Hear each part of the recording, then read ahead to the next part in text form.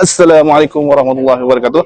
Alhamdulillah, Hashful Catering berada di rumah kahwin Madat hari ini. Alhamdulillah. So kami hari ini nak mempromosikan tuan-tuan yang mana yang nak buat rumah kahwin Madat nak buat kenduri kahwin di rumah kahwin Madat. Inilah suasananya, suasana secara live.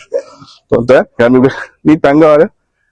Kita dapat dewan dalam 10 kaki ke 20 kaki, 20 kaki ya, insya-Allah. Ada pelamin. Tuan-tuan akan dapat kek. Dapat kek potong kek, dummy kek lah. So jangan kek original. So tuan-tuan akan dapat ni, meja makanan Badak ni. Makanan Badak ni, boleh makan sambil-sambil suap. Lepas tu kita akan dapat dom. Satu dom. Dua dom, ikut permintaan. InsyaAllah. Setiap permintaan tu ada additional cost lah. So akan dapat buffet lain. Ada dua buffet lain. Lepas tu, kita ada dessert table di belah sana. Kita ada walkway macam tu. Inilah original yang kita tuan-tuan akan dapat. So, tuan-tuan, nak rasa yang masing-masing tercari lagi nak buat kedewan mana yang nak buat untuk kahwin, orang Sungai Petani, orang Penang, orang mana-mana lah nak buat kahwin kat sini, insya-Allah dilalu-alukan. Jom kita support rumah kahwin Madat.